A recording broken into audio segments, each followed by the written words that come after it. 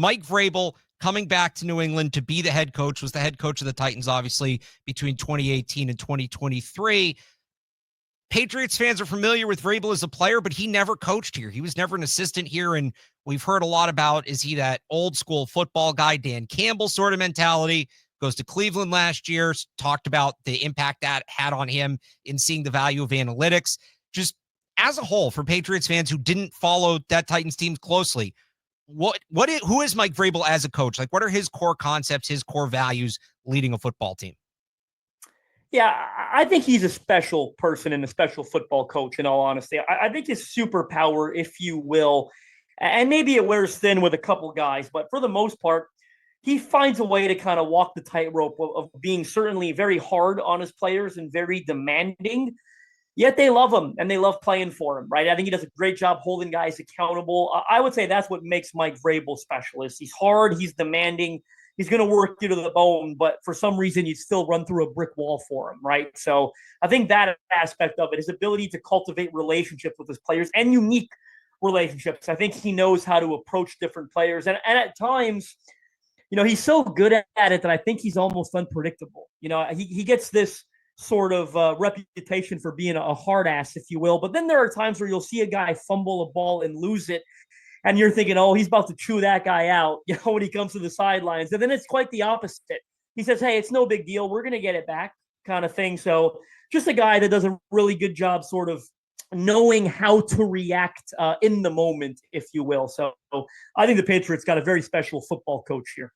So, and that's a glowing review, and I'm not saying you're wrong, but I think there are some fans that are wondering, well, if he's such a great coach, why was he available? Can you kind of speak to his ending in Tennessee and why it didn't work out for him there? Yeah, and I'll put my hand up, and Titans fans know this. Sometimes I get a lot of flack for it, but I wasn't a fan of the decision to let him go. And I think if you look at where the Titans are now, I'm not so sure that they don't regret it themselves. Really, when push came to shove, he was pushing for more power in the building. And I kind of get why.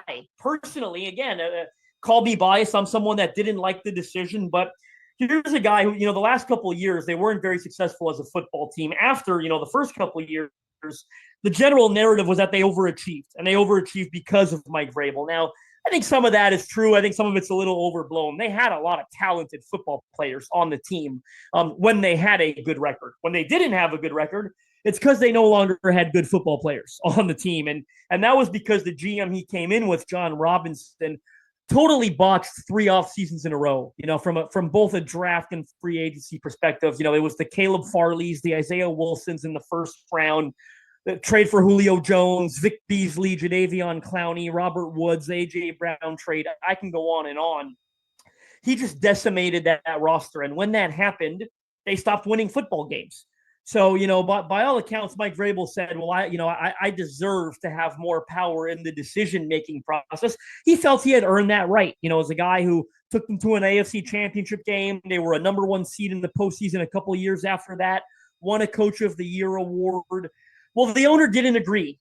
She's not a fan of a head coach having roster control. She kind of looked around the league and said, that's not the way the league is going. It's becoming a more collaborative league. You're not seeing in a vacuum, if you will, one guy run the entire organization top to bottom.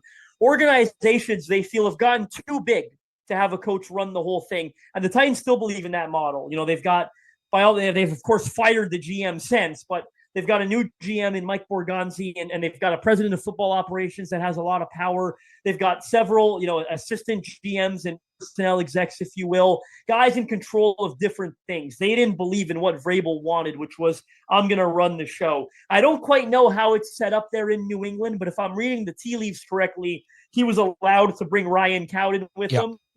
That's who he wanted to be the Titans GM when they went through the process of hiring a GM initially. So it sounds like to me like he's got quite a bit of power in New England. I think, and he also brought Stretch. He calls him Stretch. I think you know who I'm referring to. John Stryker. So I wanted to ask you about some of these guys because you mentioned him having the power here. It's over a dozen staffers, all but one of their defensive coaches, and obviously he's going to have more impact on that side of the ball. But on John Stryker, he's kind of been referred to as the right-hand man for Mike Vrabel. He's been compared to Ernie Adams, who was Bill Belichick's numbers guy, analytics guy, football mind guy for a long time here in New England. What does he bring, and what is his philosophy? It sounds like he's going to have a pretty significant game day role. What is his philosophy when it comes to some of that stuff?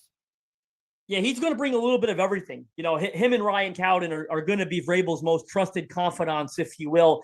And by all accounts, Stretch, Vrabel views him as one of the brightest minds in all of football. That's how he viewed him here in Tennessee. He was certainly in line for a big-time promotion if Vrabel would have stayed here. I think one thing that's interesting, a lot of Titans fans will say, well, he's too loyal. Look what Stretch did when he left. He went over to the Rams with Sean McVay and had a really interesting role there. Again, Sean McVay, one of the brightest minds in all of football. So by all accounts, Stretch will have a big game day role. He'll be Vrabel's right-hand man, all things, analytics, in-game decision-making.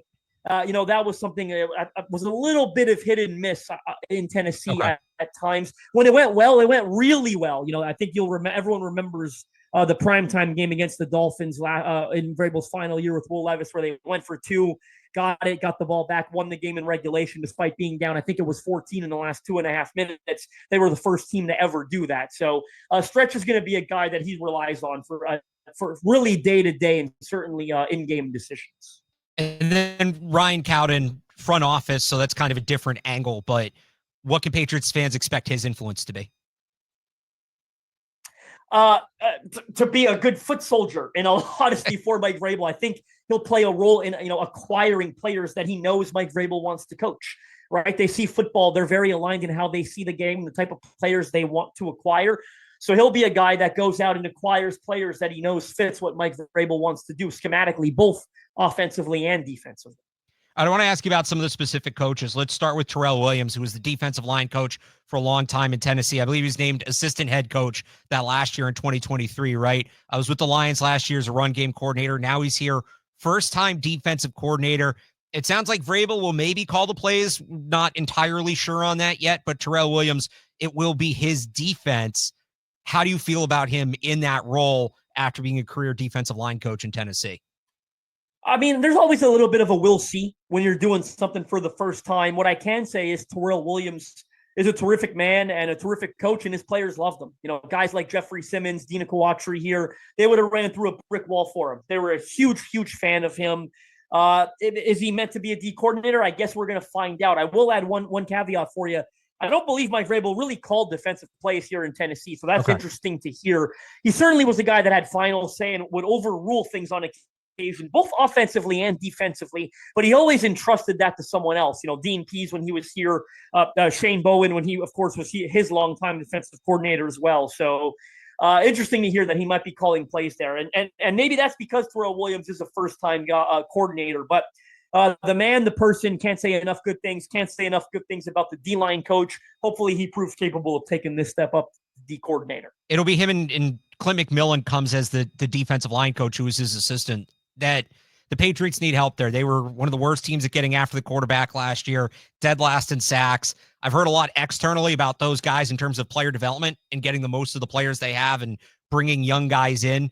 Can you speak to that? Do they have like a type? Right, the Patriots are going to be in the business for an edge rusher. There's a lot of guys in this draft, a lot in free agency. You have 280-pound defensive ends. You have 245-pound outside linebackers, right? Who are the kind of players these guys will target, and what does the player development look like? Well, I thought for the most part they did a pretty good job developing talent here. Harold Landry obviously was a second-round pick. It's sort of been a double-digit sack guy almost every year. If you're looking for types, I will say Mike Vrabel really appreciated the heck out of Harold Landry. I mean, I'll say this: who doesn't appreciate a guy that when Vrabel was here, at least kind of tailed off since, but was essentially playing 98, 99% of defensive snaps every year when he was healthy. Okay. Rushes the passer, stops the run, drops in coverage. So Vrabel loves guys that can do all of those things. And again, I think from a development standpoint, they had some success with UDFAs. Tier Tart was a big one before it ended really strange between him, Vrabel, and Williams. But until then, he developed really nicely as a UDFA. They had a couple guys that I thought played their best football here. Guys you'll remember, Alex, I know you're a true football guy, that didn't quite live up to pre-draft expectations elsewhere. I'm specifically referencing Mario Edwards Jr. and DeMarcus Walker. Both guys were like second-round picks, didn't really pan out. for their original franchises, came to Tennessee, played really high-level ball. I think some of that had to do with what they were surrounded by. A guy like Jeffrey Simmons is so good at commanding attention, but they really thrived in that environment. And you look at a guy like Walker, signed a big contract with the Bears after having a resurgent year in Tennessee, hasn't really been able to replicate that production. Even a Dinoco Autry, who was kind of had always been a good, solid football player, but really reached the pinnacle of his career in Tennessee under Mike Vrabel, Terrell Williams. And again, playing with a superstar like Jeffrey Simmons certainly helps. They like all types. They want guys that can rush the passer, drop in coverage, defend the run. Certainly big physical types. Mike Vrabel certainly wants the football team to embody what his nature is, right? That's hard-nosed ball. One more on the defensive side. I know he was only with the Titans for a year as a quality control coach, but Justin Hamilton comes in as the cornerbacks coach here in New England. He replaces Mike Pellegrino, who a lot of people here were very high on, and for good reason. He was here for a long time, and the Patriots had a number of good cornerbacks under him, and the player development was excellent. He's stepping into this role for the first time. Again, he had a kind of a minor role in Tennessee, so I don't know how much you can speak to what he brings, but it seems like they're giving him a bigger role here in New England. Well, not a lot. I'll be honest with you. Both Clinton McMillan, I believe, and Justin Hamilton, they were in lower roles in Tennessee than they are now in New England. I'm sorry? Yeah, they were. Yeah, McMillan as well, right? He was assistant D-line coach. Now he's D-line coach. I think all it really tells you is, Vrabel kind of believed in them from the beginning and now believes they have enough experience to be in elevated roles. But, their time in Tennessee was really just about getting their feet wet. On the offensive side, there's only a couple guys that follow Vrabel over. The big one's Todd Downing, who held a number of roles in Tennessee, was the offensive coordinator at one point. He's going to be the wide receivers coach here. This is a Patriots team that has had bad luck at the wide receiver position, to put it lightly. They haven't been able to develop guys. They've brought veterans in who haven't worked out here. They just haven't been able to establish talent at that position. And Downing is a very wide-ranging resume, but wide receiver isn't on there. Wide receivers coach isn't on there. What do you make of that fit? Well, the Titans fans who soured on Mike Vrabel, in truth, they soured on him because of his loyalty. And there's probably no better example of that than rehiring Todd Downing, right? As I'm sure Patriots fans know by now, he was arrested for an alleged DUI, returning from a game, I believe it was in 2022, and when he was the offensive coordinator. And probably not related, but Titans didn't win another game that season. And Vrabel was incredibly loyal to him as his offensive coordinator, didn't fire him after the DUI, waited until the offseason after a 7-game losing streak. They went from 7-3 to 7-10, missed the playoffs. That's when he decided to part ways with him. Titans fans certainly chuckled at this one from afar. Now, look, was not a good offensive coordinator in Tennessee. It's not great that, he's been rehired despite the sort of the checkered past, if you will. And it's probably not great that he doesn't have wide receivers on his resume. Now, he's a tight ends coach. He was an offensive coordinator. Could he coach wide receivers? Yes, probably. Could they have probably made a better hire? Yeah, probably. And look, if the Patriots offense isn't good this year, it's not going to be because Todd Downing's the wide receivers coach, right? So at least he'll have a sort of a minimal impact on the offense as a whole. But certainly that's the one hire that kind of made, Titans fans who wanted to see Vrabel go, if you will, that's the one they chuckled out and said, yeah, nothing's changed.